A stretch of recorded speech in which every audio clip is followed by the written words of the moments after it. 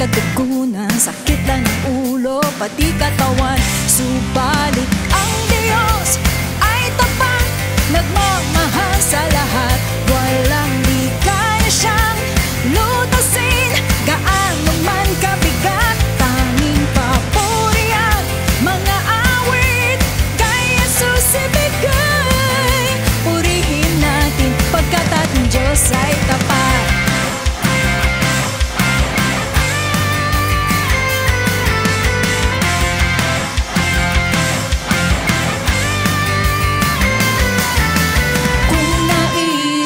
Pagpapala kay Jesucristo'y magtiwala.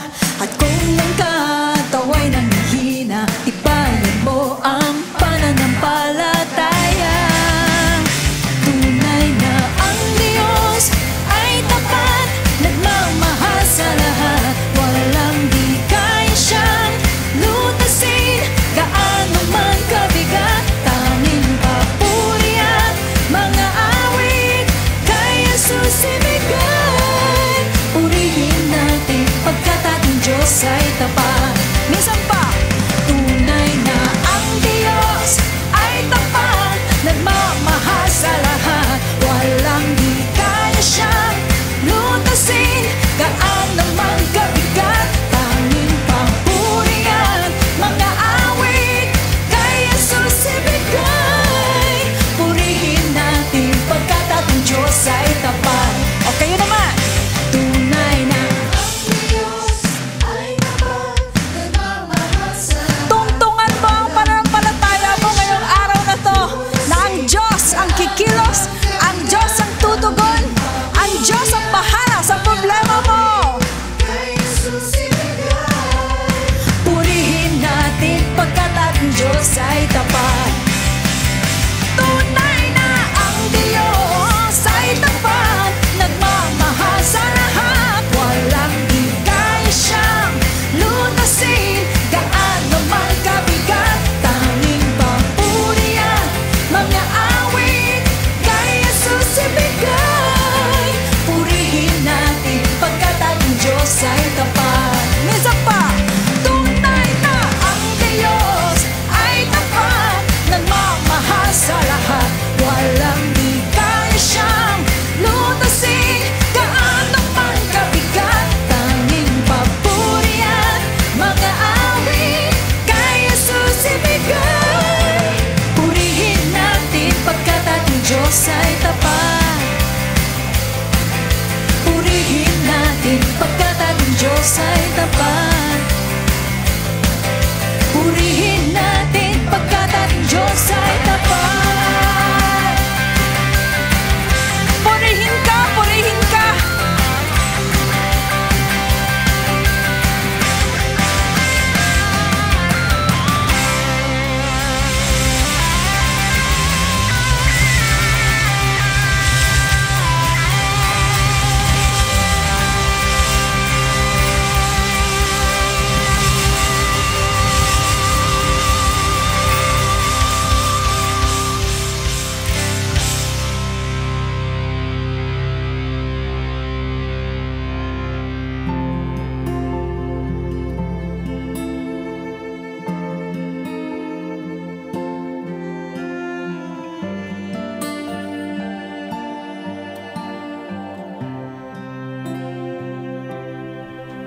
I stand with nothing in my hands.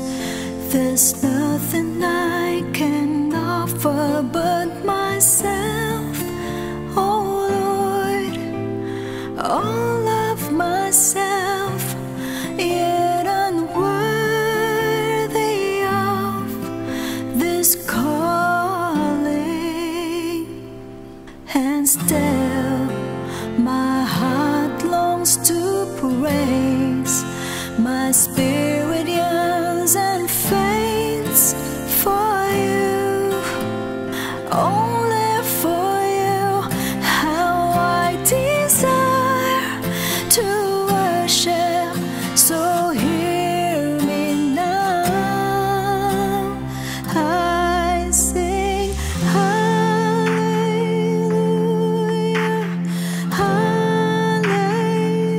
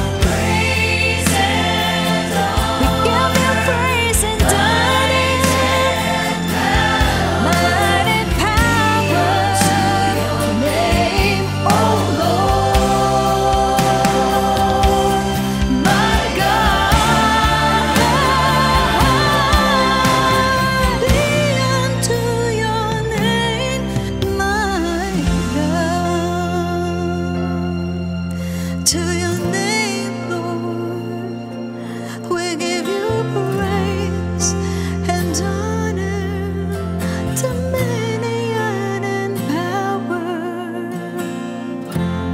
To you, my God, to my King. Bless you, we bless you, Lord.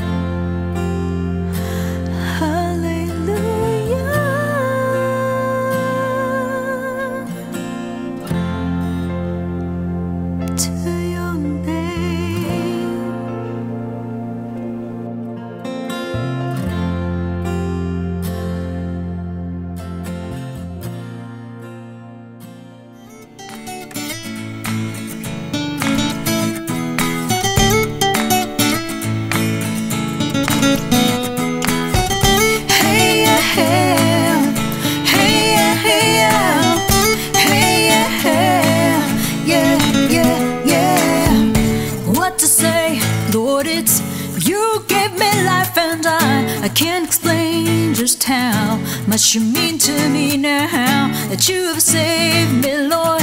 I give all that I am to you, that every day I could be a light that shines your name. Yeah, yeah. Every day, Lord, I'll learn to stand upon your word, and I pray that I might come to know you more, that you guide me in every single step I take, that every day I can be a light into the world. Every day it's you I live for. Every day I follow after you. Every day I walk with you, my Lord.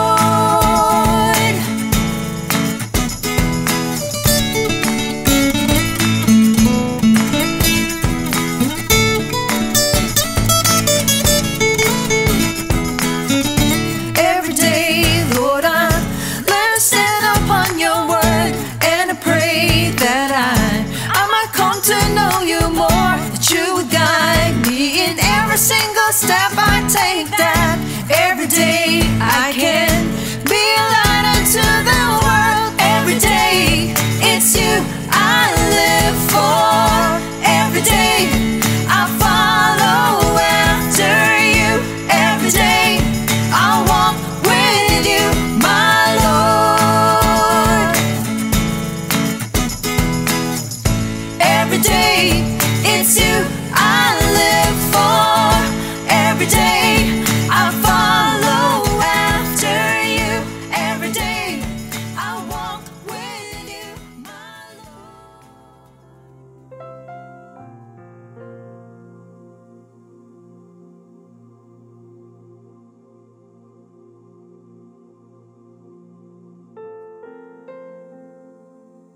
Once again, isa pong magandang araw sa inyo lahat, sa lahat po ng kapatiran po natin na sa Luzon, Visayas, and Mindanao, at sa lahat po ng ating International Extension Churches. Ganun din po sa lahat na nakatunin ngayon, na nakikiisa, walang sawa. Tayo po'y maghahandog sa ating Panginoong Diyos na buhay. Tayo po ay hindi po lamang magsisimba or just going to church. We are going to samba. Tayo po ay mag-worship.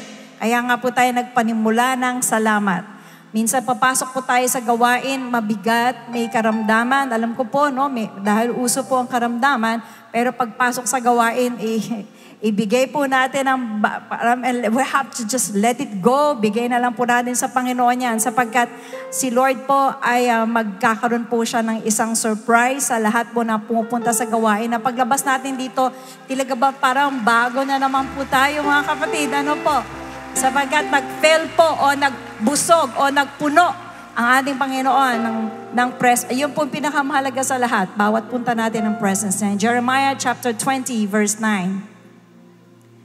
Jeremiah, then I said, ang ay po dito mga kapatid ay si Prophet Jeremiah, I will not make mention of him. Sabi po niya kay Pashur, o si Pashur is one of the temple authorities na nagsasabi sa kanya, tumigil ka ng iyong pagpopropesiya. Tumigil ka ng mga sinasabi mo, walang kabuluhan, walang kawawaan na pinagsasabi mo, Jeremiah. Sinasabi mo that the Judah will be destroyed. Tumigil ka, pinapatigil po siya. Ito po ang sagot niya, I will not make mention of him, nor speak anymore in his name. But his word was in my heart like a burning fire shut up in my bones. Ang salita ng Diyos ay nakakulong nanunuot sa aking mga buto. I was weary of holding it back. Napapagod ako na hindi ko inilalabas ang salita ng Diyos. Ito ay napapagal ako sa ganong pangyayari. And I could not, sabi ni Prophet Jeremiah. Actually, mga kapatid, he was beaten up, kinulong siya, sapagkat siya po'y prophesy ng hindi po magaganda tungkol sa Judah. At pagkatapos nagkakaroon po siya ng maraming kaaway. Pero sabi niya, oh sige, I will not make mention of him. Pero, ito ang problema. Yung salita ng Diyos na nasa puso ko, nakakulong sa buto ko. Gustuhin ko man, sundin ka, Pashur. Hindi ko kaya. Because it's like fire, apoy, shut up in my bones. And napapagod ako na hindi ko siya gawin, na hindi ko siya sabihin. Mga kapatid, sa atin po, maraming panahon na nagkulong na ng salita ng Diyos sa puso natin. Ang simbahan po na pinupuntahan natin ngayon, ilang beses na po tayo kinulungan o nagdeposito na ng salita ng Diyos sa atin. Sa mga Bible study, nagdeposito na ng salita ng Diyos sa atin. Ang paminsan may nagsasabi sa ating paligid, hindi totoo yang narinig mo, hindi totoo yang nabasa mo, hindi totoo yang tinuturo sa'yo. But alam nyo, isa lang sasabihin nyo, oh come on, the Word of God is like a fire, shut up in my bones. Shut up in my bones. Nasa buto ko ang salita ng Diyos. At kapag hindi ko to ginawa, hindi ako nag-obey, ikapapagal ko, ikapanghihina ko. And so, I will not. Purihin ka, Panginoon, sa umaga ito, Lord God. Batid namin na kayo nakakakita, Lord, ng condition about isa po, every individual, every soul standing before you, every family, God, would have their own afflictions, would have their own burdens to carry.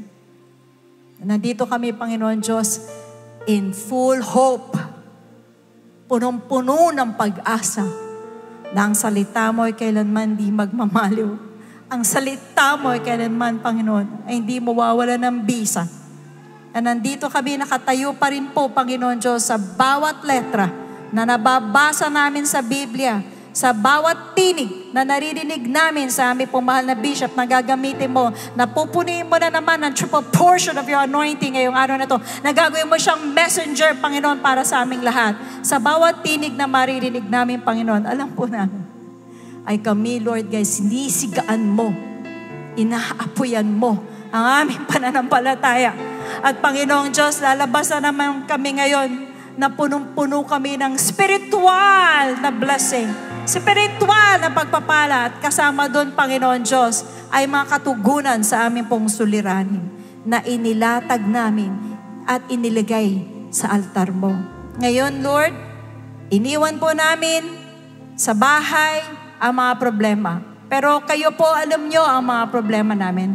Kayo na po ang bahala. Alam namin na paglabas namin, pagbalik namin, at tong buong linggo na to, ay i-reward mo ang iyong mga anak at nag-iintay ang reward sa iyong mga lahat ng iyong mga anak na matatapat. Salamat po, Diyos, pagpalay mo ang aming pong pagsasamba, ang aming pakikinig ng salita ng Diyos, at nawawalang gumulo sa amin ang kaaway mo. In the name of Jesus, get out of this place. And our plan is to worship our God, and nobody can distract us from doing so. This is our prayer, giving you all glory and honor in the mighty name of Jesus Christ. And everybody say, Amen.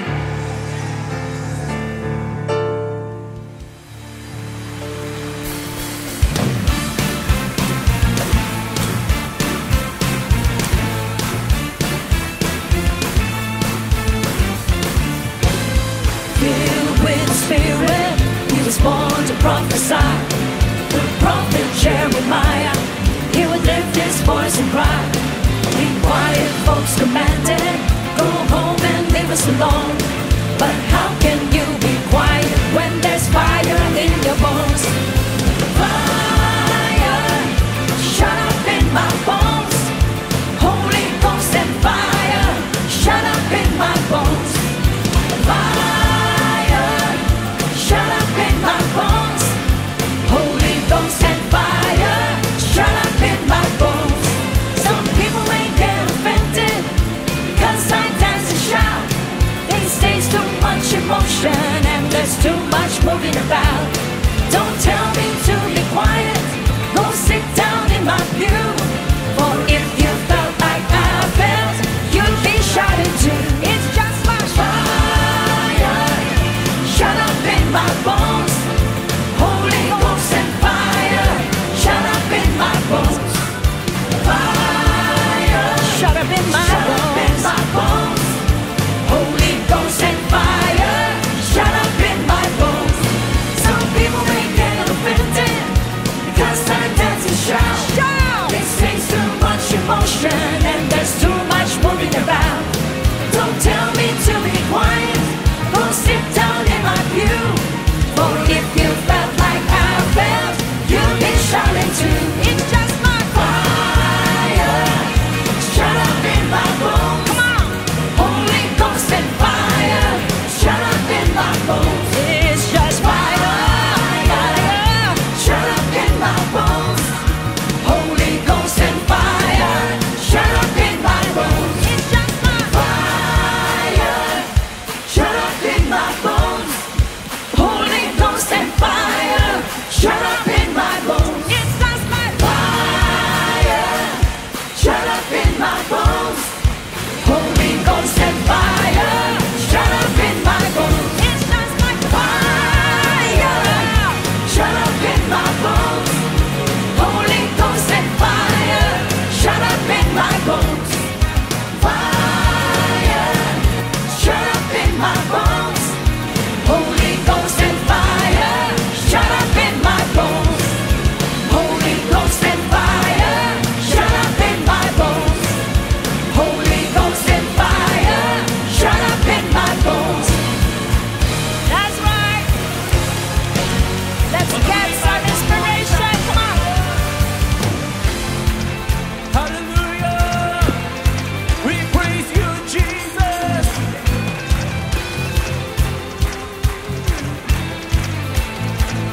Let's sing, church! Sometimes I forget my life isn't about this world. No, focus on the things I thought would make me happy. Used up all of my time and look away from you, my Lord. Now I realize this isn't what you want. You said trust in you with all of my heart. Now by your word I'm strengthened, by your blood I am alive. You inspire me with your love, 'cause you gave your life and holy blood for us. I'm saved and now I am set free. I'm gonna praise you, lift my hands up high, giving glory to the Savior of my life. There's no other name I'll magnify. Jesus Christ, to God be all the glory. Jesus Christ. We are inspired to praise you, Jesus, because of the salvation that you have given us. Hallelujah, Lord. Now I keep in mind, no matter what I'm going through in life, you're always here beside me. You never leave me alone. Hold on to the promise of an everlasting life with you, my Lord.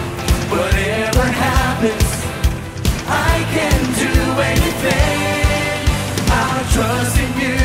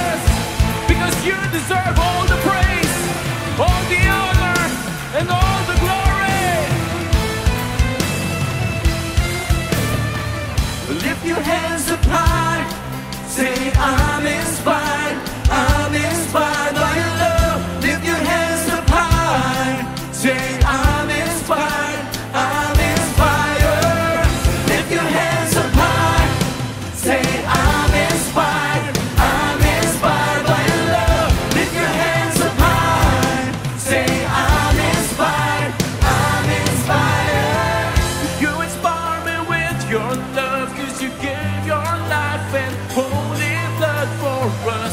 I'm saved and now I am set free. Oh yes, I'm saved.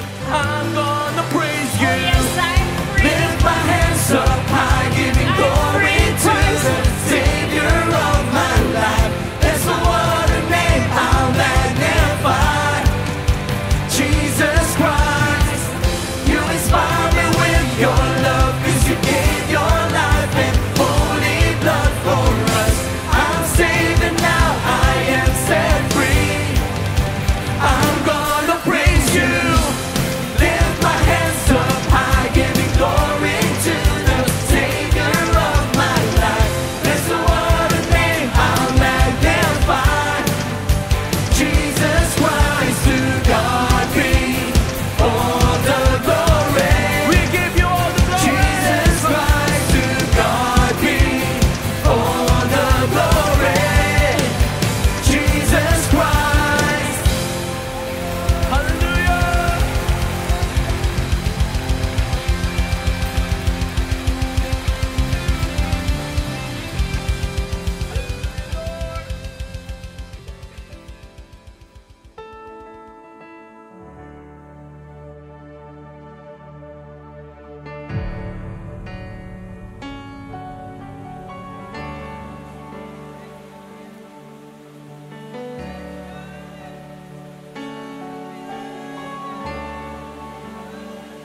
Tuwing nag-iisa, ramdam ko na kay bigat nitong dala ng puso kong nasasaktan.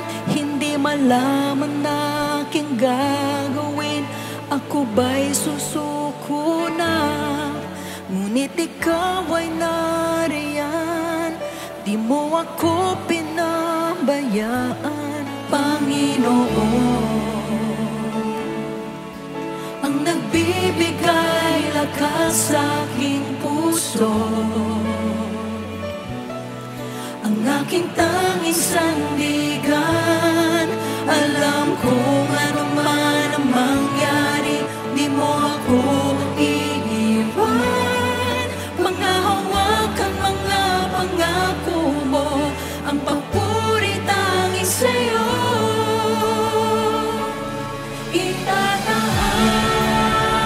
Itataas ang dakilang ngalan mo, tanging ikaw, O Diyos, ang paghahariin sa puso ko. Kahit na ano pa mang panahon, laging nandyan, tunay ang pag-ibig na alay mo.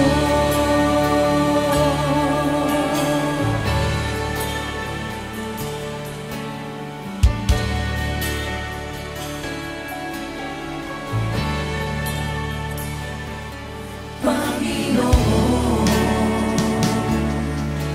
ang nagbibigay lakas sa aking puso,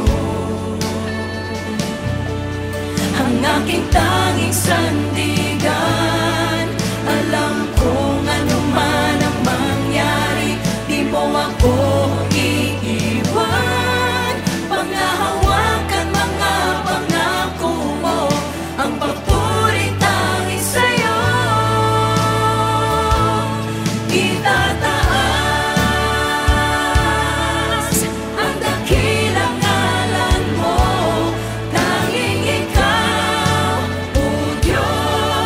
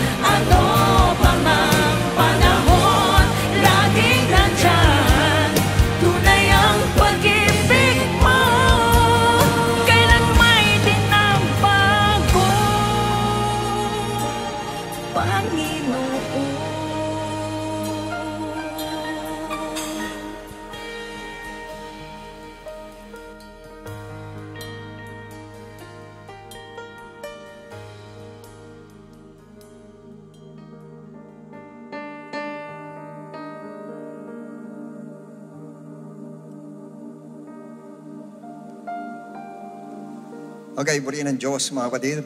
Sumayin niyo po ang kapayapaan ng ating Panginoong Jesucristo. Salamat po sapagkat muli tayo nagkita-kita sa araw na ito at sana marami pang araw bigay sa atin ng Lord bago sa dumating mga kapatid. Okay, let's open our Bible, the book of Galatians 6:14. But God forbid that I should boast except in the cross of our Lord Jesus Christ, by whom the world has been crucified to me, and I to the world. Ayuko natin ang ulo natin. Dakilang Ama, salamat sa Diyos. At muli, i-bless mo, Panginoon, namin pag-aaralan sa umagang ito, Lord. Dulutan mo, Diyos, na ito po yung mapamuhay namin. Maunawaan namin ang lahat na ibig sabihin mo, Panginoon. Kung dulutan mo, Lord, at dumaloy sa amin lahat ng anointing mo, Diyos. At bukod sa lahat ng mga first revelation na manggagaling sa iyo, Ama. Maraming salamat, Lord. And this we ask in Jesus' name. Amen and amen. You may all be seated, please. Our title today is The Disciples Boasting. Galatians 6:14, as we have read, but God forbid that I should boast except in the cross of our Lord Jesus Christ, by whom the world has been crucified to me, and I to the world. Enumerate po natin. First, Paul said, but God forbid that I should boast except in the cross of our Lord Jesus Christ. Now, what does boast mean or boasting mean? To brag, it means to brag or to be prideful, or sa Tagalog po ay magyabang or mayabang. Now, the Jews were very boastful before Paul because they stuck to Moses' law, yung batas ni Moses. Nakakapit po sila ron. And even compelled Gentile Christians to do what they did. Kung ano yung ginagawa nila, pinipilit yung mga Gentiles. And speaking of the word boast, in the book of 2 Timothy 3:2 says, for men will be lovers of themselves, lovers of money, boasters, proud, halos pares yan, blasphemers, disobedient to parents, unthankful, unholy. Now, that is the identity of many people nowadays. Sila po'y proud and boastful. But the question is, what are they boasting about? Saan sila nagyayabang? Saan sila nagmamalaki? Basically, dun sa kanilang collections of cars, collections of shoes, sa kanilang achievements, jewelries, different currencies, and their high position, their riches, their beautiful houses, and many other things na pinagyayabang ng marami pong mga tao. But not for Paul, not for St. Paul. As a disciple of Christ, he never boasted about anything he had and acquired. Hindi niya pinagmalaki minsan man, although he had all the right to boast before the Jews. Why? Because in Philippians 3:4-8 says, though I also might have confidence in the flesh. If anyone else thinks he may have confidence in the flesh, pag sinabing confidence in the flesh, kasi nagmamalaki sila tungkol sa law of Moses, the law of circumcision in the flesh. If anyone else thinks he may have confidence in the flesh, I more so, mas lalo akong pwedeng magyabang, magmalaki. Now, circumcise the 8 days. Number 1. Second, stock of Israel. Ibig sabihin po ay hindi siya basta-basta nando sa parang royal blood o gano'n siya dito po sa Israel. Of the tribe of Benjamin, nando siya sa mataas na tribo po ng Israel. A Hebrew of the Hebrews. Ibig sabihin po ay talagang sa Hebrew po mataas ang pagkilatis sa kanya, mas mataas po kaysa sa iba. Kasi sinabing Hebrew of Hebrews. Concerning the law, a Pharisees. Pag sinabing Pharisees po ay perfect niya o master niya ang law of Moses, which is the Torah, the Genesis, Exodus, Deuteronomy, Leviticus, at saka yung Numbers. In other words, lahat yun ay perfect niya at ang kanyang instructor, ang kanyang mentor ay si Gamaliel. Kaya pagdating po sa law of Moses, Pharisees siya, perfect po siya. And next is concerning zeal, persecuting the church. concerning the righteousness which is in the law, blameless. Righteous po siya, ayon sa law. 7. But what things were gained to me, this I have counted loss for Christ. Lahat ng yan tinuring kong kalugihan sa ating Panginoon. Verse 8. Yet indeed I also count all things lost for the excellence of the knowledge of Christ Jesus my Lord, for whom I have suffered the loss of all things, and count them as rubbish. Yung lahat ng yan, ako'y Israelites, ako'y Pariseo, ako'y ganon, ako'y ganyan. Lahat yan ay tinuring niyang basura po, hindi niya pinagmalaki. That I may gain Christ. That I may gain Christ. In other words, for Paul, the only thing I have to boast is about the cross of the Lord Jesus Christ. Yun ang kanyang pinagmamalaki. Hindi yung kanyang achievements, hindi yung kanyang position, status sa buhay, hindi po yon. Kundi yung mismong cross ng Lord, yun ang kanyang pinagmamalaki. Although in 1 Corinthians 1:18, Paul says, for the message of the cross is foolishness to those who are perishing or to the non-believers. But to us who are being saved, it is the power of God. The cross is the power of God. Now, bigyan natin ng comparison ngayon po between the cross at saka yung mga material things. Yan. Ano ngayon ang pipiliin ng tao? Pag titignan nyo ito, anong piliin ng tao? Beautiful house o yung cross? Beautiful car o yung cross? Salaset, money, jewelries o yung cross? At itsakin ko sa inyo mga kapatid, yan po, kung ating pag-aaralan mali, definitely not the cross, hindi yon ang pipiliin ng tao. Why? Yan ang tanong. Because the cross has no appeal.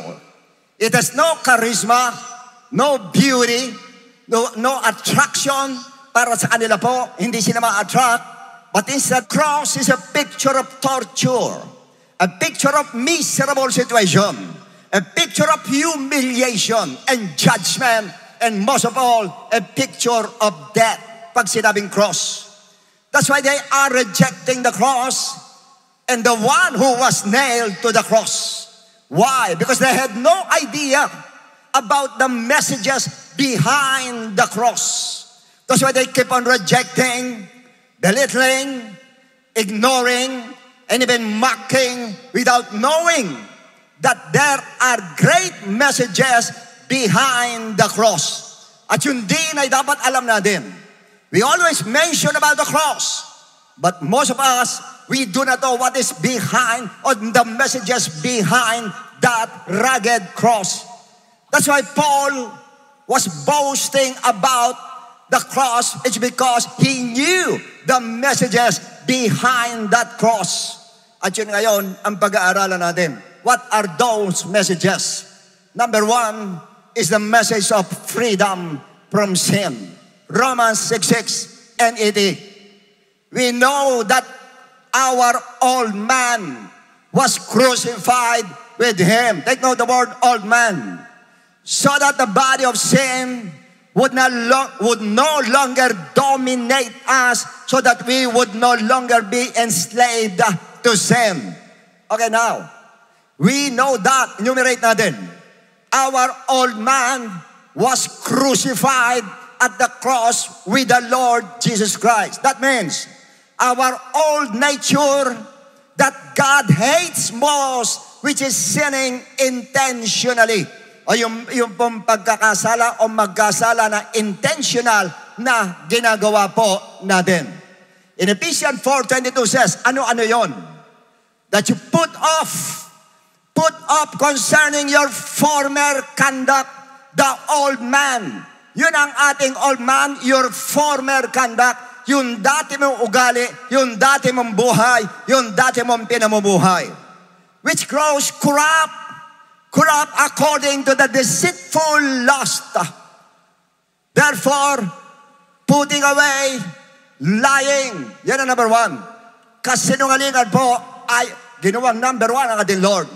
Let each one of you speak truth with his neighbor, for we are members of one another. So ayaw ng Lord ng lying. Kasama yan doon sa old man natin po. Kasama rin sa dati natin po. Kaya kung hanggang ngayon nagsisinungaling ka, yan yung dati mo na dapat wala na po sa atin. Dapat walang Kristiyanong sinungaling. Dapat ay isang Kristiyano ang truth ang sinasabi natin. Because the truth shall set you free. Be angry and do not sin. Pwede naman magalit. Pero yung sobrang galit na napupunta sa kasalanan, ayaw po. Yan ang old nature natin. Do not let the sun go down on your wrath. Huwag niyo pabayaan kayo abutin ng gabi sa galit po. Ilan sa atin dito, 1 taon na, galit pa rin. Ilan sa atin, 2 taon na, galit pa rin. Yan po yung old nature natin. Yung dati natin po, na nagtatanim tayo ng galit sa kapwa po natin. And in Ephesians 4:28, and let him who is tall still, nagnanakaw. Marami klase ng pagnanakaw, hindi lang pera po. Pati oras sa Diyos. Bisan, nananakaw po natin yung para sa Diyos. But rather let him labor, working with his hands. Huwag kang tamad. What is good, that he may have something to give him or has need. In other words, huwag kang magnakaw, maghanap buhay ka. So yung mga dati nating katamaran, ayaw din ng ating Lord, yun ang old po natin. 29, and let no corrupt word proceed out of your mouth. Yung mga bagay na hindi maganda na lumalabas sa ating bibig po, ayaw din po ng ating Lord. Now, for Paul, all these things in him had been crucified with Christ. Nung siya'y tumanggap sa Lord, pinako na lahat. Doon po, yung kanyang old nature na yon, yung old man na niya ay nandoon na sa cross of Calvary.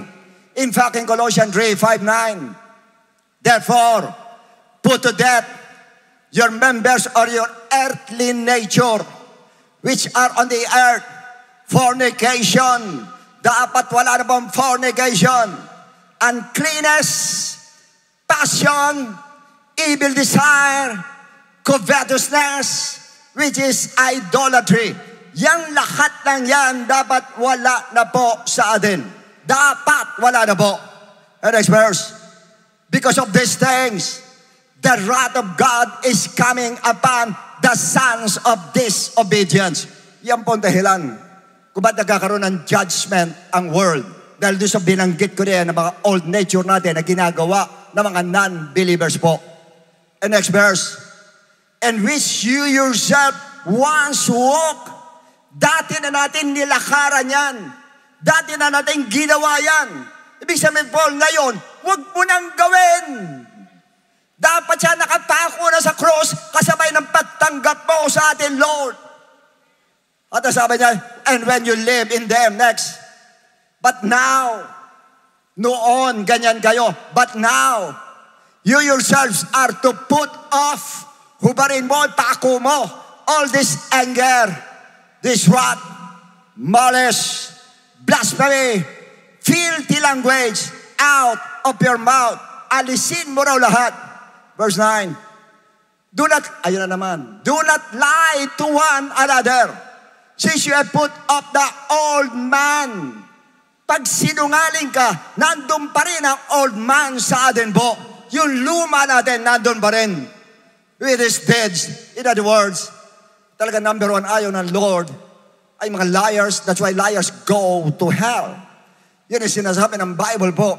The book of Revelation 21:8. In other words, sa parting ito, Paul boasted about the cross because there's no other way. He knew that there's no other way to take away or to eliminate these evil things from him. Wala pang paraan kundi ang cross of Jesus Christ. Kanya ganun lang ang kapit sa cross. Kanya niya pinagmamalaki ang cross dahil yung cross na yun, ang dahilan yung pinako doon. Kanya siya na bago ang buhay niya. Kanya kung tunay tayo na bago ng Lord, yan din ang magmamalaki natin. Ang cross ng ating Lord. Hindi yung kotse mo, hindi yung bahay mo, hindi alahas mo, hindi jewelries mo, hindi acknowledgement, hindi mga fulfillment mo, kundi ang cross ng ating Lord. Pagka-cross, mahina palakpak natin. Pag pera, malakas palakpak natin.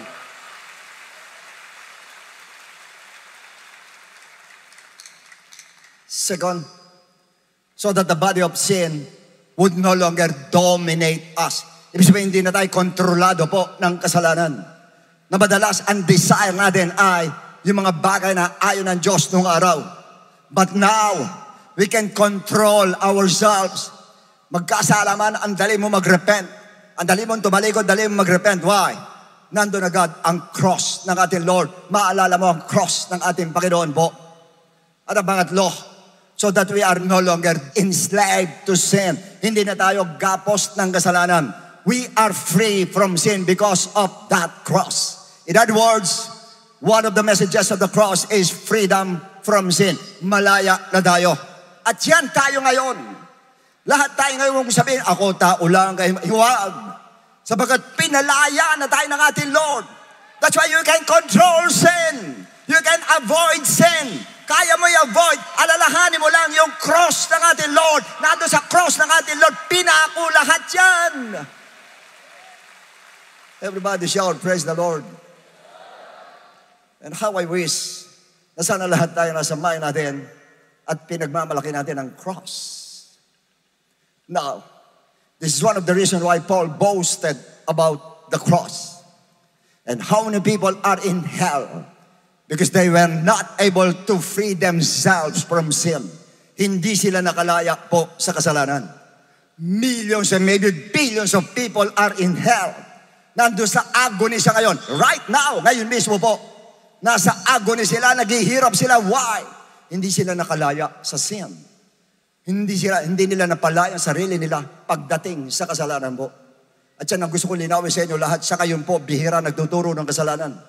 Pero sa church po natin, patuloy natin ituturo yan para sa ganun maging handa po tayong lahat sa pagbabalik ng ating Lord.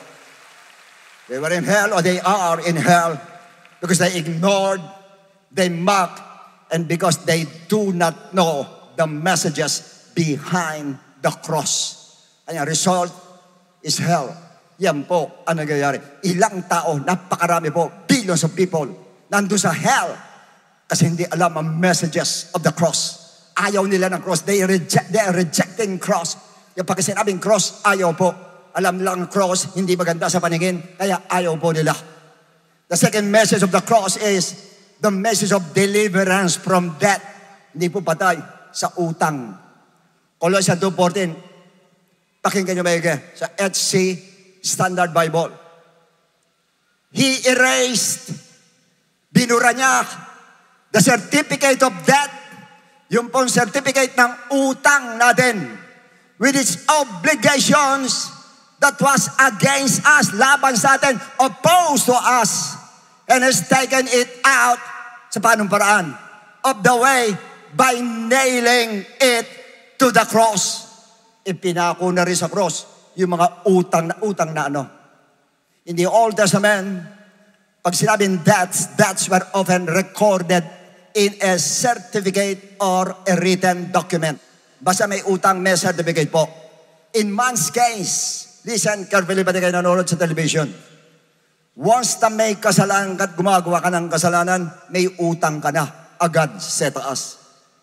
At gaano karami ang utang ng mga tao na nasa world na patuloy na gumagawa ng kasalanan sa pag-aakalang walang utang na sa kanya na nakarecord sa kanya sa taas. Akala niya ganun lang. Alam ko ngayon nanonood sa television ngayon, nandun ka sa kasalanan. Patuloy mong ginagawa ang kasalanan, ini-enjoy mo pa ang kasalanan. Dahil iniisip mo hindi nakarecord yan. Iniisip mo wala kang utang. Nagkakamali ka. Isang kasalanan, isang utang agad yan. Yan pirme, tatandaan po natin. Ang problem iba, natutuwa pa, pinagtatawa natin at ini-enjoy ang kasalanan na hindi nila alam na isang araw sa ayaw nila at sa gusto nila, babayaran nila ang utang na yon sa harapan ng ating Lord. Pati tayong lahat na nandirito, Christians, hindi tayo exempted. Basta tayo gumawa ng kasalanan, may kabayaran ang kasalanan mo. Revelation 20:12, yung pinakamadugo sa lahat ng judgment, the white throne judgment. And I saw the dead, small and great, standing before God, and books were open, plural, books were open. Binuksan ang mga libro. Yung iba po, sinasabi mga commentator, itong libro ito, libro ng New Testament, Old Testament, tinitignan ko sinunod mo o hindi. Sa iba naman po ay, libro ito ng lahat ng ginawa natin dito, mabutit, masama. Pero basically, yung masamang ginawa po natin, doon ako naniniwala. Yan po yung record natin sa taas po. Ano man ang gawin mo, naka-record sa taas. Lalo sa mga non-believers po. Kasi tayo pag humingi ng tawad, tapos na po, burado na yan. Pero yung mga non-believers po, gawa ng kasalanan, gawa ng gawa. Hindi nila alam, doon sa books na yon, nandoon yung lahat ng record na ginagawa mo araw-araw, oras-oras, minuto sa harapan ng ating Diyos. Naka-record lahat. And another book, singular, was open, which is the book of life. Titsakin ko sa inyo. Pag itong books mo, hindi maganda nakasulat, hindi ka na mapupunta dito sa book of life. Titsakin ko sa iyo. Pag dito po hindi ka nakalusot, hindi ka na makakalusot dito. At ang mabigat, and the dead are judged according to their works, by the things which were written in the books. So nakasulat nga. Lahat ng ginagawa natin ng tao nakasulat po sa taas. Basically, lahat ng kasalanang ginagawa mo nakasulat sa taas. Alam ko marami na naman mambabas sa atin ito. Wala tayong magagawa. Sa church natin, kung nung totoo, kahit tamaan ako, tamaan sino man, yan po ang sasabihin po natin. At yan ang pinaka nakakatakot na sandali sa buhay ng mga taong nabubuhay sa kasalanan. Ang araw ng paniningil.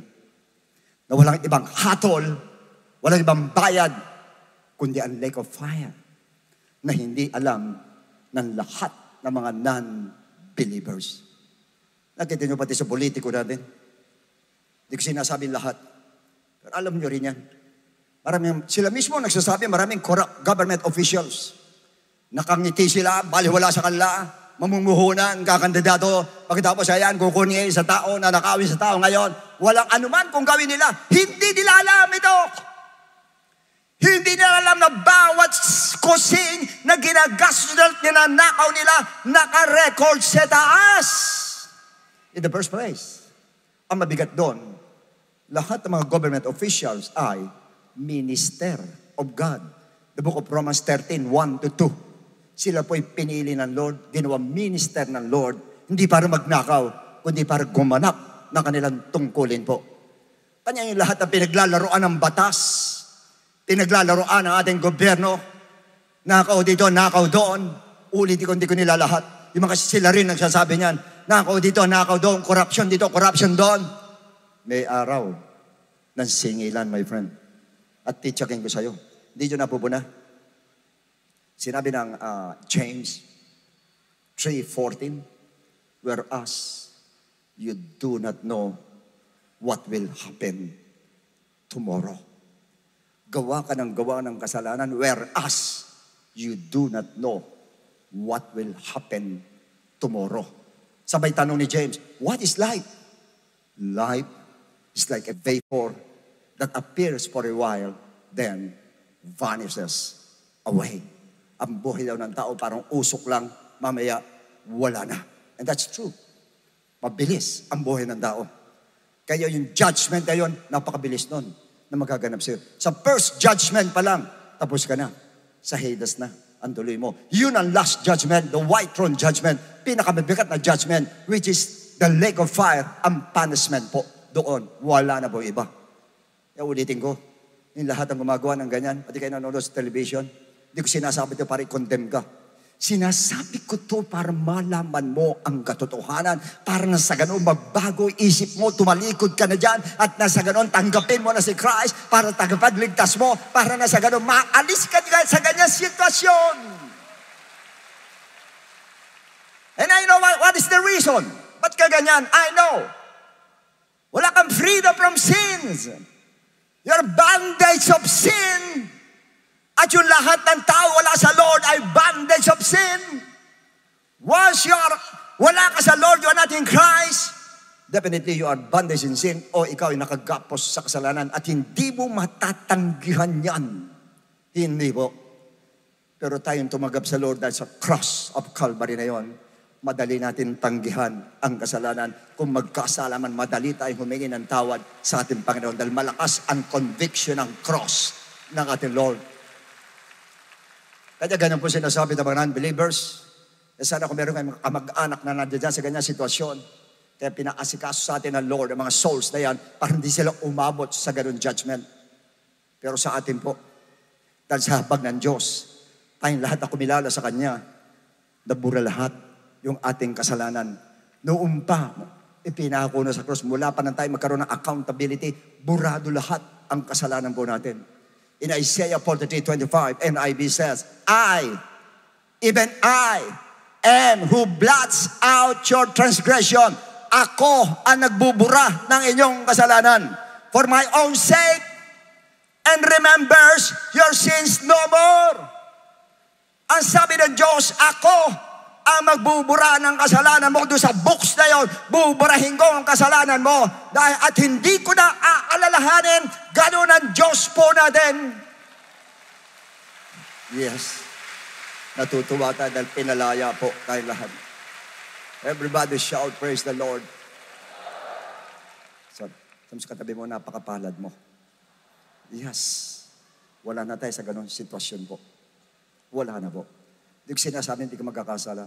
Magkakasala ka, pero kumakambyo ka agad. Kumakambyo ka, nagre-repent ka agad. Nare-realize mo kamali mo, remorseful ka agad. Pagdating sa ganon, titiyakin ko sa iyo, burado ang kasalanan mo sa taas. At wala kang pananagutan sa taas. And next, the third message of the cross is the message of healing. I'm talking about physical healing. 1 Peter 2:24, NLT.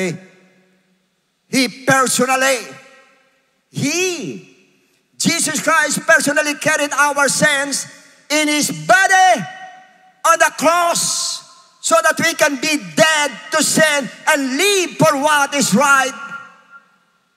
By His wounds, you are healed.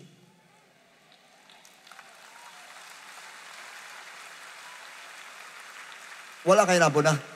Ano inuna ng Lord? Personally carried our sins in His body.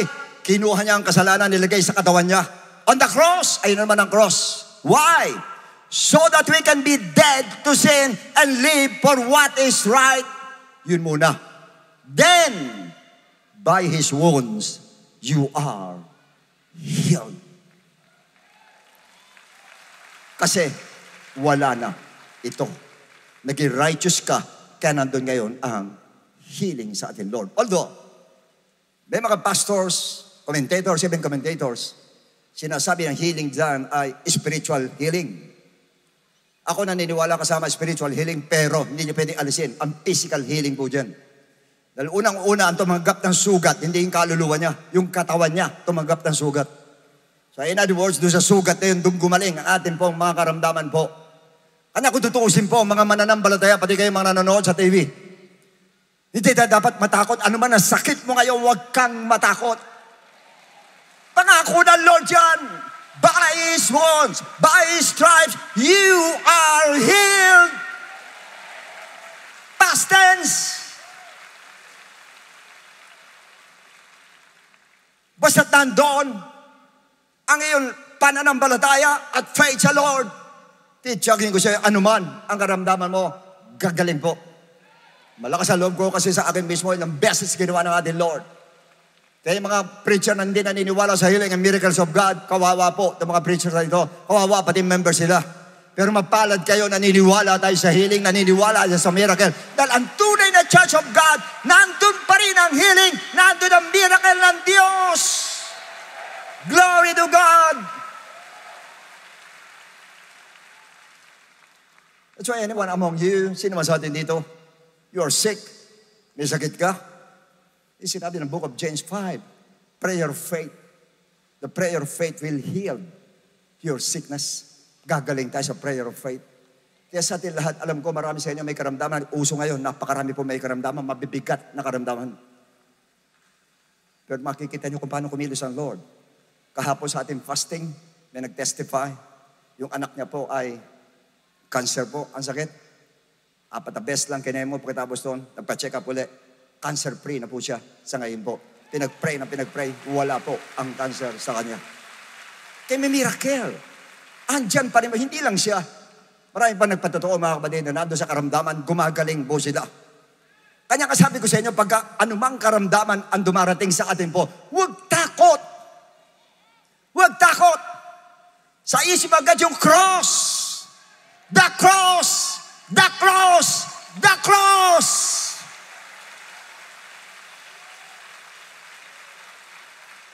Yung nakatako doon, yun ang dahilan kung bakit ay gumaling sa karamdaman. Kaya sabihin ng Lord, pumayag siya na masaktan, pumayag siyang mahirapan, para gumaling lang tayo lahat sa ating karamdaman.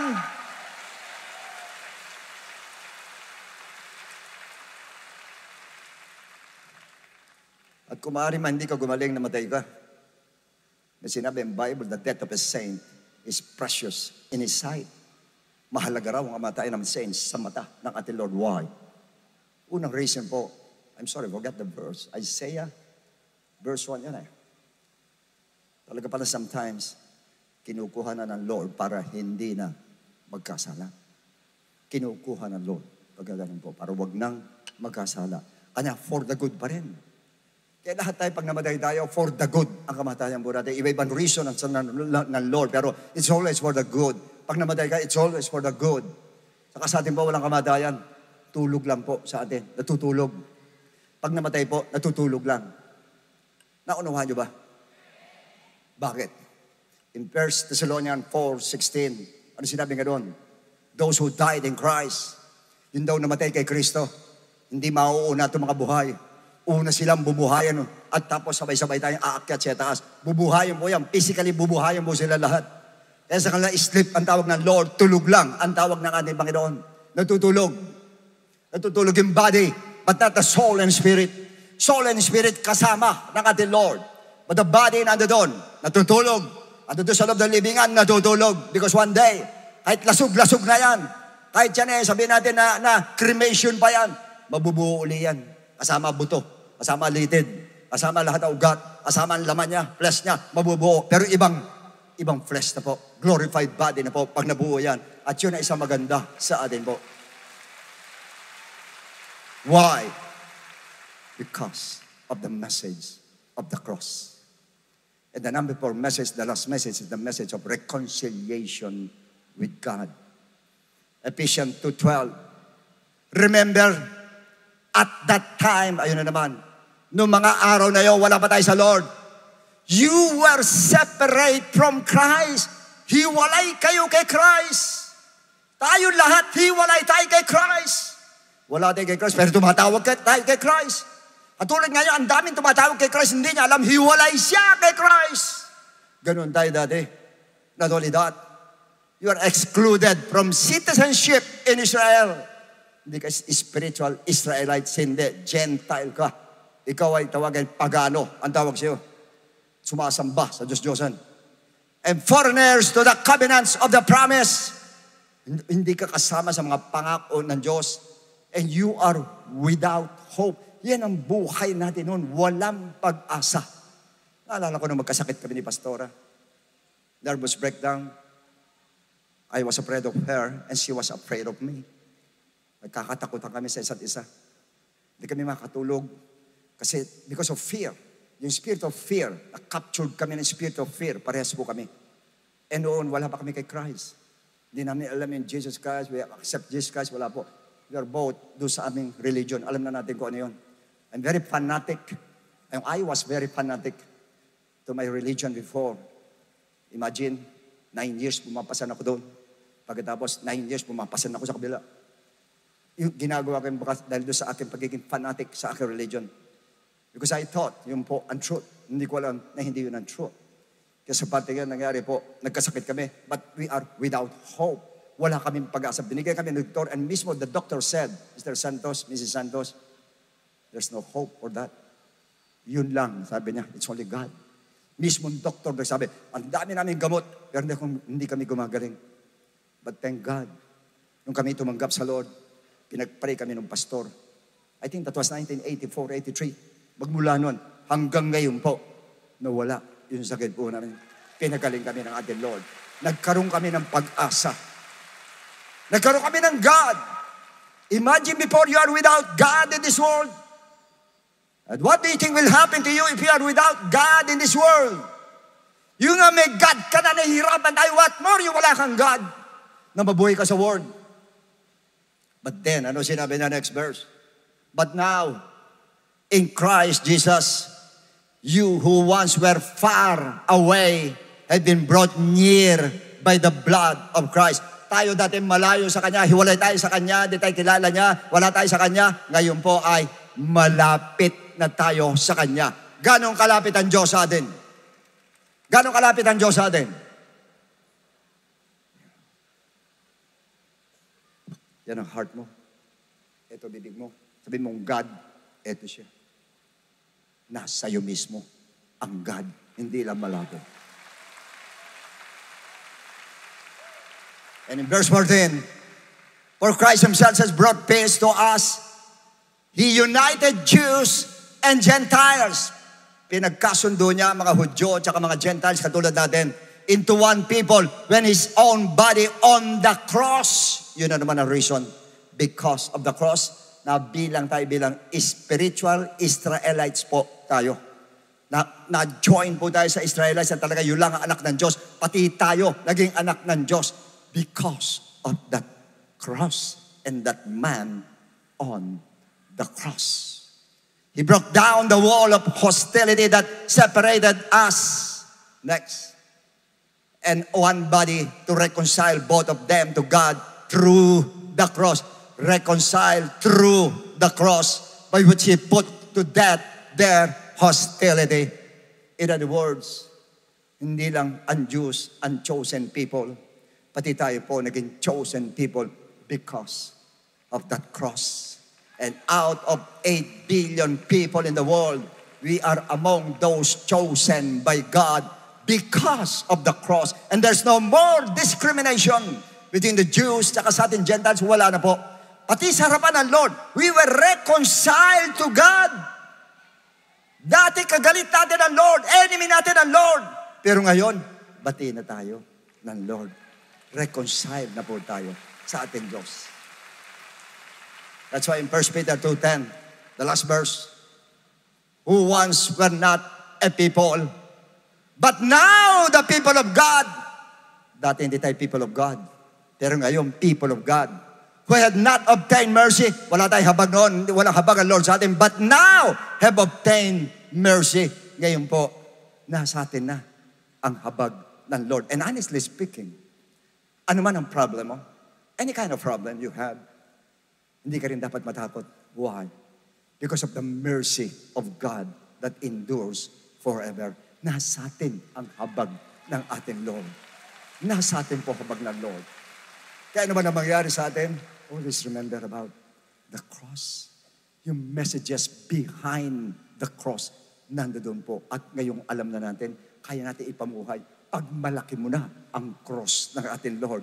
Dahil doon sa cross na yan, yes, rugged cross. But the messages behind that cross, napakatindi po. Alam niyo, madalas maraming tao, pinapaganda yung cross. Cross with diamond, cross made of gold, made of silver, made of bronze. Talagang ginagawang, sabi natin na luxurious, yung kanyang cross na maganda. Fake po yun. Hindi yan ang tunay na cross. The real cross is the rugged cross. Yun ang tunay na cross. Hindi mo magugustuhan ang itsura. Pero yung nasa loob ng message nun, yun ang magugustuhan mo. The messages of the cross. And how I wish na sana mula ngayon sa araw na ito, huwag mo na ipagmalaking bahay mo. Huwag mo na ipagmalaking pera mo. Position mo, nalalaman mo, your knowledge, your wisdom. Huwag kayong maging boastful sa ganun. Wag, don't. Do not be boastful para doon sa ating mga riches, sa lahat ng yan. Do not. But be boastful of the cross of Jesus Christ. Doon ang dapat pagmalaki po natin. Everybody shout, praise the Lord. And I truly believe na once doon ka kumapit as a disciple of Christ, doon tayo kumapit sa cross ng ating Lord. Pero mo binabanggit ang cross ng ating Lord, magugulat ka. Mababagong buhay mo. Your life will be changed. Magugulat ka, punong-puno ka ng hope, punong-puno ka ng pag-asa. Pag sa cross agad ang nasa isip mo, at yun, doon ka kumapit sa cross ng ating Panginoon.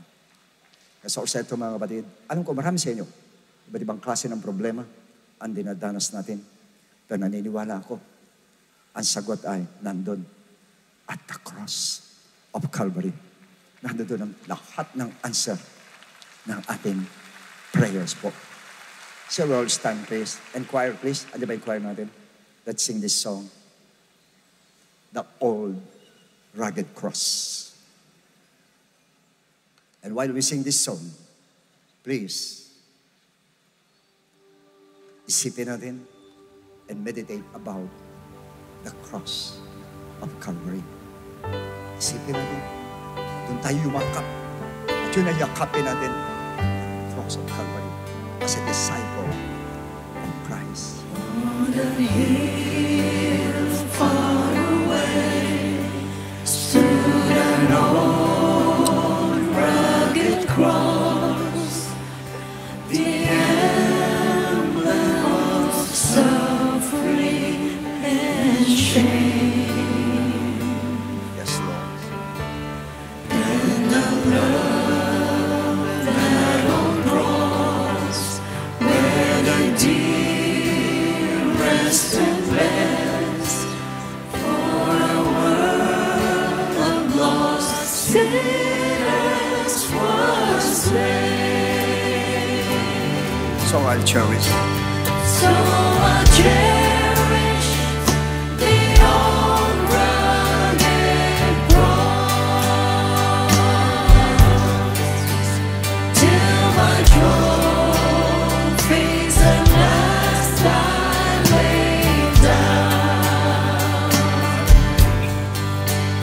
I will cling to the old rugged cross and exchange it someday for a crown. So I cherish the old rugged cross till my trophies at last I lay down. I will cling to the old rugged cross and exchange it someday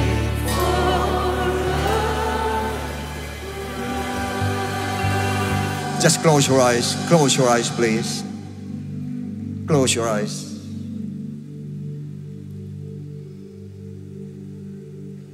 Let's meditate about the cross. That rugged cross. And think that man that was nailed to that cross.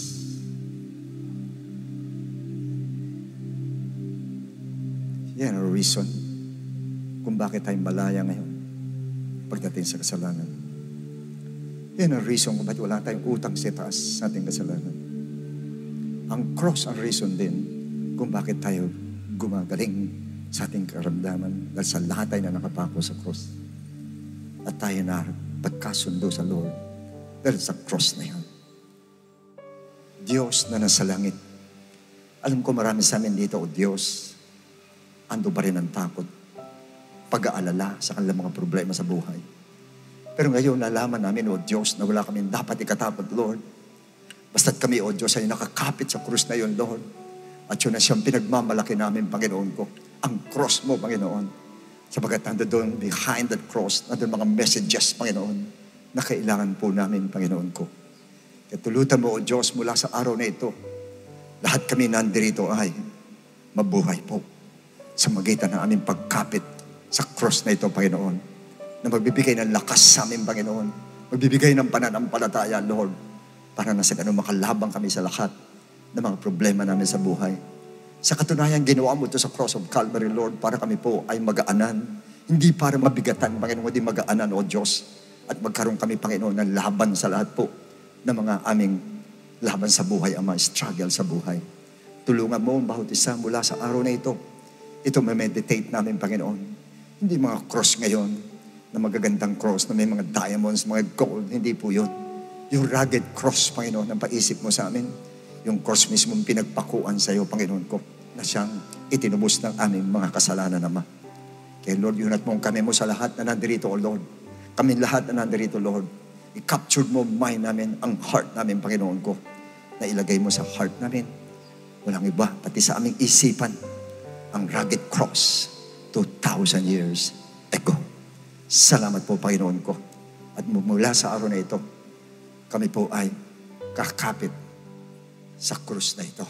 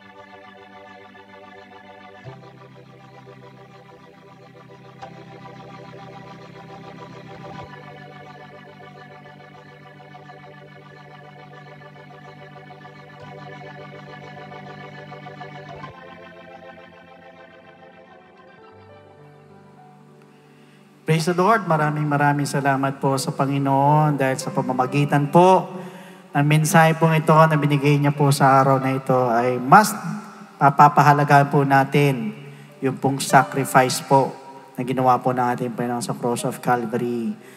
At ating pong tularan po si Apostle Paul, mga kapatid, kahit na po pwede pong ipagmalaki ang kaalaman, yung karunungan, yung tagumpay, pati posisyon, pero ang nasa puso niya ay ipagmalaki po pa rin yung cross ni Jesus Christ. Kaya tayo naman po ay mamuhay na hindi po ipinagbubunyi yung sarili, kundi si Kristo lamang po. Amen po ba? So meanwhile naman, sa lahat ng mga bisita po na nandirito, ganyan po sa mga first time viewers po natin, napakapalad po ninyo dahil kayo po tumugon po sa pagtawag po ng ating Panginoon sa inyo po mga buhay. Alam nyo na po ngayon ang power ng message sa cross of Calvary, na wala pong makakatumbas na kayamanan, mga achievements, or yung pong mataas na posisyon. Wala po sa ating pong kaligtasan, lalo na po. Tandaan po natin na yung pong message sa cross is freedom, it is real peace, at ito po higit sa lahat yung access po natin sa trono po ng ating Panginoon, the throne of grace. At yan din po yung daan patungo po sa buhay na walang hanggan. Kaya sa oras mong ito, may gagawin po tayo upang matamasa naman po natin ito, especially yung buong buhay na walang hanggan na tinatawag. At ang unang hakbang po is to accept Jesus Christ as your Lord and personal Savior and believe in His gospel for you to be saved. So please listen to me. So sa likod po, hanggat maaari, upo lang po tayo. Sa mga bisita naman, makinig po kayo. Sa mga first time viewers, pag sinabi po natin salvation, ang sabi po sa Ephesians chapter 2 verse 8, for by grace you have been saved through faith. Malinaw na sinabi ng talata, we are saved by grace through faith. Kaya alam po ang tanong, saan po tayo mananampalataya at maniniwala? It is found in 1 Corinthians chapter 15 verses 1 to 4.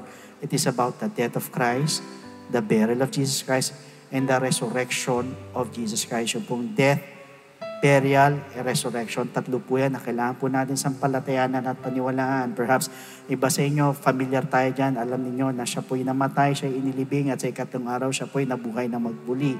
Kaya alam po ang tanong, is believing enough? Pag tayo po ba'y naniwala, nanampalataya, wala na tayong gagawin, hihinto na tayo doon, tutuldok na po tayo doon. Ang sabi sa 1 Peter chapter 4 verse 17, sa bandang baba po ng verse, what will be the end of those who do not obey the gospel of God? Ano daw ang katatapusan? Ano daw ang dulo doon sa hindi sumunod sa gospel ng ating Panginoon? So sa madalit sabi, the gospel of Christ must be obeyed.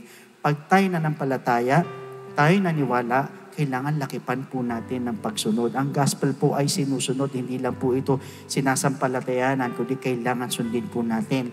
Kaya lang po, another question is this, how will you obey? It is found in the book of Acts chapter 2 verse 38. Unang-una, we are going to repent.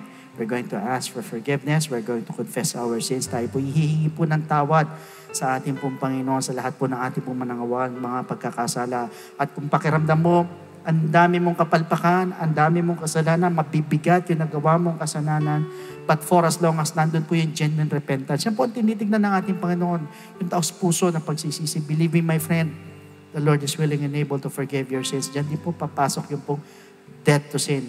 Basta importante po, andun po yung genuine repentance. Yan po yung unang step, we need to repent. Second, we need to be baptized in the name of Jesus Christ. So tayo naman po ibabautismo sa tubig, ilulubog po tayo sa tubig in the name of Jesus Christ po yan. Ang sabi po sa Romans chapter 6 verse 4, therefore, we were buried with Him through baptism into death, that just as Christ was raised from the dead by the glory of the Father, even so we also should walk in newness of life. Madalit sabi, we need to be baptized in the name of Jesus Christ. Why? Dahil para bagang inililibing naman po natin yung ating pong mga kasalanan, kasabay naman po ng paglilibing kay Kristo. And take note, itong tubig nito is a type of the blood of the Lamb that takes away the sins of the world. Hindi po ito paglilinis o pag-aalis po ng dumi ng katawan, kundi ito po yung pag-aalis po ng ating pong mga kasalanan. So yun po yung pangalawang step, we need to be baptized in the name of Jesus Christ.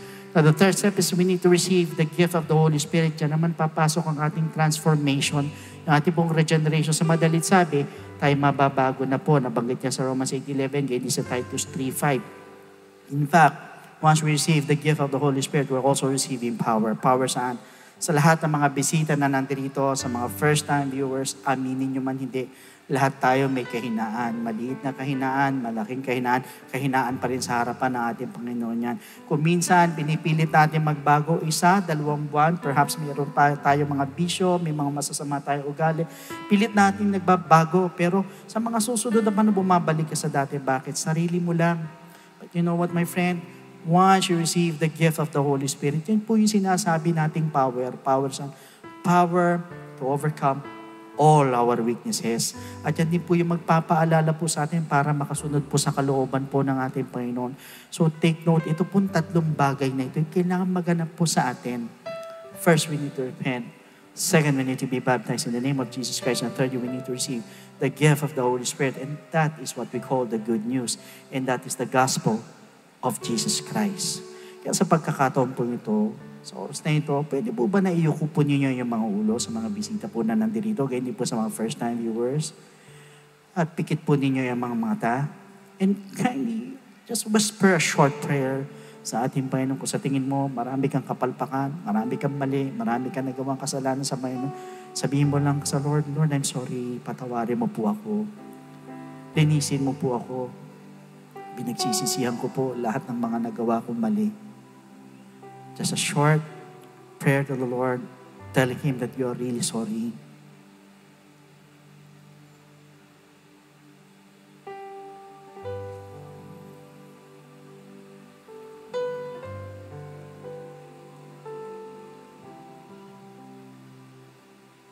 At habang nakayuko po inyong mga ulo, pwede po ba nataas po ninyo yung 2 kamay sa mga bisita po?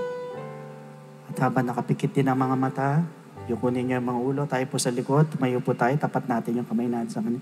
Sa mga bisita, please kindly repeat after me with this prayer. Nandun habang binabanggit nyo ang mga salitang ito, ang panalangin ito, andun yung pong genuine repentance, taos puso na humihingi po tayo ng tawad sa ating Panginoon. Sige po, please repeat after me. Panginoong Jesus, Panginoong Jesus, lumalapit po ako sa iyo. malapit po ako sa bilang isang makasalanan. bilang isang makasalanan. Patawarin mo po ako Tawarin mo po sa lahat ng aking mga pagkakamali sa lahat ng aking mga pagkakamali at pagkukulang. at pagkukulang. Sa oras na ito, Sa oras na ito, tinatanggap po kita tinatanggap po kita bilang sariling bilang tagapagligtas. sariling tagapagligtas. At tinatanggap po kita Tinatanggap po kita bilang Diyos ng aking buhay. bilang Diyos na aking buhay. Naniniwala po ako Wala po ako. na ikaw ay namatay, Ikaw ay namatay. ikaw ay niliping, Ibig at sa ikatlong araw sa ikatlong araw. ay nabuhay na Ikaw magmuli. na buhay na magbuli. Tulungan mo po ako Tulungan mo po ako makapagsimula makapagsimula ng bagong buhay ng bagong buhay. at idagdag mo po ako Dagdag mo po ako sa iyong kaharian. sa iyong kaharian. Maraming salamat po Maraming salamat sa pangalan ni Jesus. sa pangalan ni Jesus. Amen. Amen. So yan po yung first step. Para sa pangalawang step po, andun po sa kanan po ninyo yung pong green flag. Pwede po kayong sumunod dyan. Sunod lang po kayo. Huwag po kayong magalala. Wala pong bayad dyan para may explain lang po sa inyo further. Sige po. Praise the Lord. Palakpakan po natin ang ating Panginoon. Well, sa mga first time viewers po natin, andyan naman po yung mga telephone numbers po natin sa baba ng screens po ninyo. Pwede po kayong tumawag dyan para makapagpaschedule po ng water baptism or otherwise, message lang po sa ating mga FB page para masagot namin, para mabigyan po kayo ng further instructions. So meanwhile, here's our beloved Pastor Norma for the offertory and announcement. So God bless every one of you and to God be all the glory.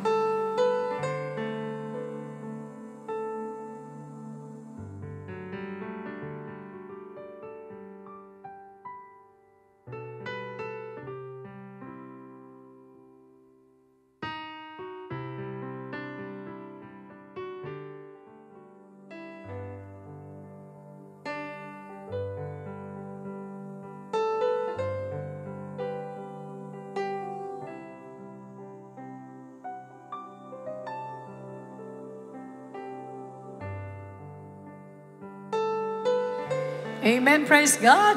Napakabuti po ng ating Panginoon sa mensaheng pinagkaloob po sa atin, no? Yung pinagmamalaki po ng mga disciples. And salamat din sa mga bisita natin at tumanggap po sa harapan at sa ating beloved Pastor Lud na sa kanyang mensahe of salvation. Ngayon po, dadako po tayo sa ating pong offertory. Please read Luke 18:21 to 23. And he said, "All these things I have kept from my youth."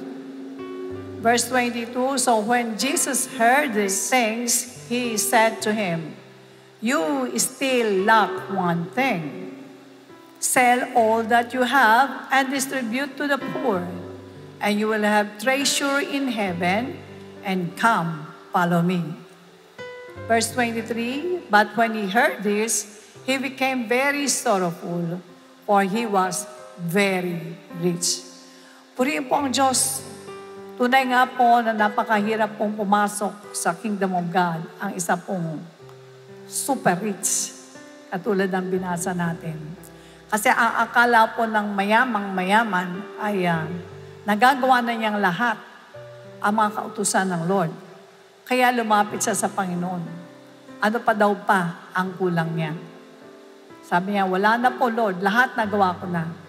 O sige, ito ang kulang mo. Benta mo lahat yung ari-arian mo at pamigay mo sa mga mahihirap. Ano nangyari? Umalis yung mayamang-mayaman na yon sapagkat siya ay very sorrowful. Hindi niya nakaya yung binigay ng Lord sa kanya ng turo na ibenta mo, distribute mo sa mga mahihirap. Ngunit alam ba ninyo na tayong lahat ay mayaman sa harapan ng Lord? Mayaman tayo in a sense na napakarami nating tago-tagong kayamanan ng Diyos. Ang salita ng Diyos ay kayamanan. Ngunit paano natin yan maididistribute sa mahirap? Alam ko kayo, matulungin kayo sa mga mahirap. Pero hanggang tulong lang? Paano ang spiritual? Hindi po pa pag sila'y dinala natin sa gawain ng Diyos at maturuan sila, doon unti-unti nagbabago ang ugali nila. Doon pumapasok ang blessing sa kanila. Doon sila yumayaman. Kaya sa ating lahat na patuloy na sumusuporta sa gawain ng Diyos, hindi lang yung pagturong sa mahirap literally. Mahirap, tulungan mo literal, okay na. Pero ang spiritual, importanteng payamanin natin yan. At mapapayaman natin ang mga kababayan natin kung tayo patuloy na susuporta sa gawain ng Diyos. Amen? At yan ang kalooban ng Diyos. Payamanin ang lahat ng mga mahihirap sa pananampalataya. Ako, kami ni Bishop, lahat kami tumutulong sa mahihirap. Pero kinakailangan yung mahirap na yan madala natin sa pananampalataya. Dahil hindi matatapos ang kanyang kahirapan. Dahil maraming dapat na ayusin sa ugali, sa kung ano pa mga nasa kaisipan. Kaya ngayon po, pagkakataon na tumulong tayo sa gawain ng Diyos, sapagkat marami tayong mga kababayan na nagiging mayaman, natatapos ang kahirapan dahil pinayaman siya ng salita ng Diyos. Meanwhile, for complete details of our online giving, please refer to the ways and means to give dyan po sa ating ABP. Maraming salamat din po sa mga kapatiran walang sawang sumusuporta sa ating mga gawain. And to all 1FCers and students who completed Book 2, see you at the following 1FC training. 1FC Practical Session 4, June 30, Monday, 7 p.m. via Zoom. Registration is 100 pesos per head. Starts is back. Join the CAPROD Group's Spiritual Technical Art Workshop. This year for only 450 pesos per head per session, and you can learn and enhance your God-given gifts. Workshop starts on July 12, Saturday. Register now at the information booth. We also have new church merchandise. Get your own vinyl stickers, which come in 3 designs that contain IDO4, lyrics and faith, field messages, available at the church kiosk now for only 150 pesos. Sabi mo sa katabi mo, now I know na ang dapat kong pagmalaki ay ang ginawa ni Kristo sa krus. Amen? Hindi nyo dapat pagmalaki yung mga ginagawa nyo.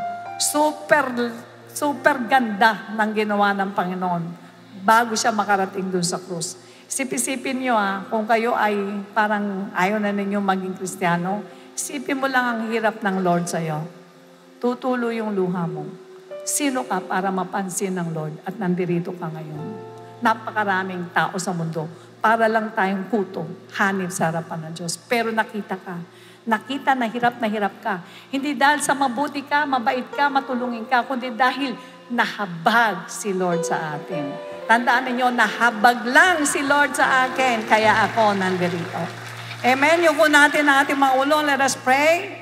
Dakilang Ama, maraming salamat po. Salamat po sa napakagandang message na ibinigay mo sa aming beloved Bishop para ipakain po sa amin lahat. Alam mo po na marami na pong nahihirapan, nalulugmok, nangihina, nawawala ng pag-asa. Hindi na makapagtyaga, Lord. Ngunit wag mo kami i-categorize doon sa mga Kristiyanong manghihina at manlalamig. Kami gawin mong katulad ng mga Kristiyanong, katulad ng mga disciples na kung saan walang ibang pinagmamalaki kundi ang suffering mo sa cross of Calvary. Tulungan mo kami matandaan ito, Lord. Napakalaki ng utang namin. Pero ano ang ginawa mo, Lord? Biniyaran mo ito sa pamamagitan ng iyong sakdal mahal na dugo. Napakalugmok ng amin po mga katawang lupa. Hirap na hirap kami. Galing kami sa mga sakit. Galing kami, Panginoon, sa kaguluhan ng buhay. Pero nireconcile mo kami, Panginoon, para sa iyo.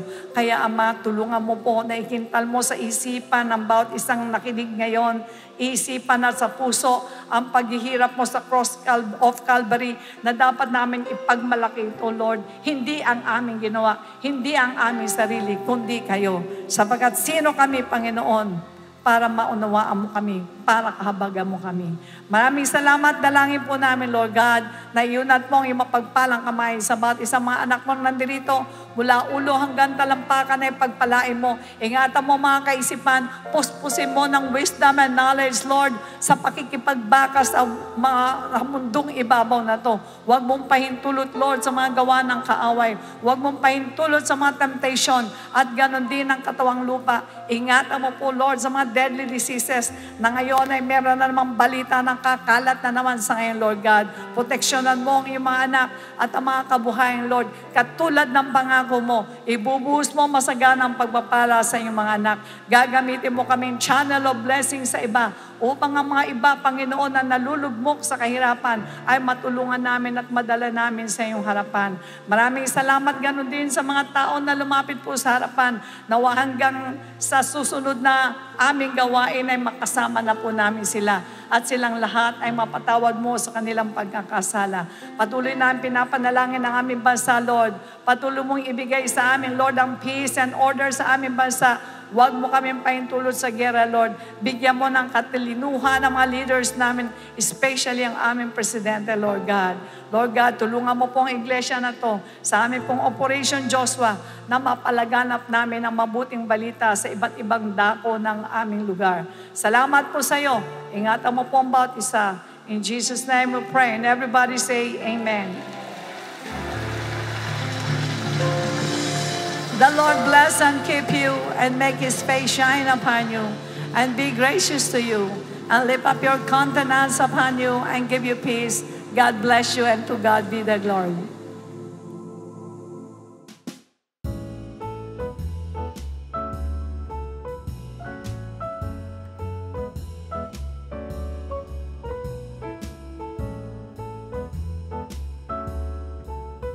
Blessed day, dear brethren. Let's take a moment to listen to these important reminders. For online giving and Bible study offerings, you may refer to these complete details.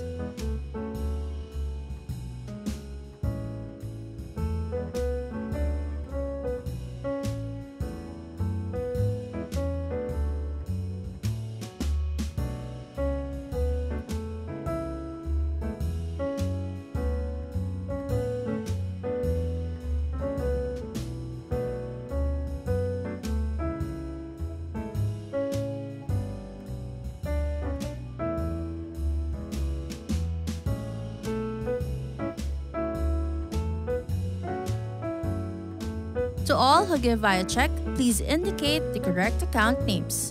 Checks payable to Project G Code with account name Project G Code Ministry. Checks payable to tithes, account name is Jesus Christ to God be the Glory Church International Incorporated. Para sa mga gustong magpa-schedule ng baptism o one-on-one counseling, maaari po kayong makipag-ugnayan sa amin sa mga numerong nasa screen o mag-message sa aming official Facebook page. We're excited to share these church updates to keep us spiritually filled. Be part of a meaningful Sunday that will bring more passion into our hearts. Join our on-site worship service next Sunday at Cuneta Astrodome. Service starts at 9 a.m. Starts is back. Get a kickstart to an amazing journey in your ministry. Join the CatProd team's Spiritual Technical Arts Workshop this year. For only 450 pesos per head per session, you can learn and enhance your God-given gifts in dancing and acting, basic motion graphics, videography and CapCut editing, basic photography, advanced Canva and social media etiquette, live sound basics, and arts and crafts. Workshops start on July 12, Saturday, 1 p.m. at the Moranto Theater Hall lobby. Register now via the QR code or at the information booth. Your journey starts here. Involved in our discipleship cause as our OneFC training resume. Mark your calendars and don't miss any of this spiritual equipping. OneFC Practical Session 4, Facilitation and Developmental Learning on June 30, Monday, 7 p.m. via Zoom. Registration fee is 100 pesos. OneFC question and answer session now moved on a new date, July 7, Monday, 7 p.m. via Zoom. Registration is free. Meanwhile, the OneFC Foundation's book tree is set on a new date. See you on July 19, Saturday, 9 a.m. at NIA Convention Hall. Registration fee is 300 pesos. Sign up every Sunday at the OneFC Corner or via the QR codes to join. Attention, OneFCers! The OneFC Lounge is now open for your discipleship sessions. It's the perfect place to hold your OneFC meetups. Quiet, comfy, and ready for you. Visit us at the press room beside the baptism area from 7:30 to 8:30 a.m. See you there! Our brand new merch has landed. Our very own aesthetic vinyl stickers of IDO4 striking lyrics and faith-filled messages are now up for grabs at the church kiosk. Perfect for your laptop, phone, planner, tumbler, and anywhere you want to rep your faith in style. With 3 sets to choose from for only 150 pesos each. Head to our church kiosk to avail. Catch IDO4 songs on various platforms via Shuffle TV, airing on A to Z Channel 11 from Monday to Friday at 5 a.m., Saturday and Sunday at 6 a.m., or via Light TV Channel 33, Monday, Wednesday, and Friday at 12 noon, and Saturday and Sunday at 6 p.m. Via One Radio, which is our newest radio partner, and via Spotify, Apple Music, Deezer, Amazon Music, and other music streaming apps. Use your God-given gifts for His glory. Join the Servants Force today. We're looking for volunteers and SF workers, especially for the Comrades and Gideon teams. Sign up via QR code, website, or at the information booth every Sunday. Your love is you gave your life.